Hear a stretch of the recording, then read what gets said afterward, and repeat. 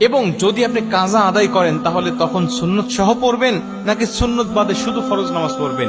এই প্রশ্নটা আমাদেরকে সবচাইতে বেশি করা হয়।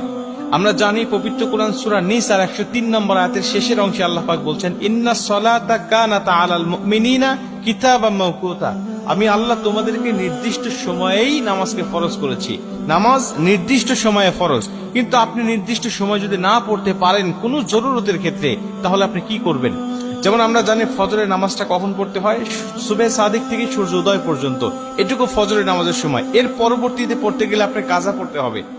আমরা জানি নবীজি সাল্লাল্লাহু আলাইহি ওয়াসাল্লাম বলেছেন, তিনটা সময়ে নামাজ পড়া আল্লাহ পাক হারাম করে দিয়েছেন। 1 নম্বরে সূর্য উদয়ের সময়, 2 নম্বরে সূর্য যখন একেবারে ঠিক মাথার উপরে থাকে, হেলে যতক্ষণ না যায়, এবং 3 নম্বরে সূর্য অস্ত যাওয়ার সময়। এই তিনটা সময় নামাজ পড়া যায় না। এবং রাসূল সাল্লাল্লাহু আলাইহি ওয়াসাল্লাম বলে দিয়েছেন যে যদি ঘুমের কারণে অথবা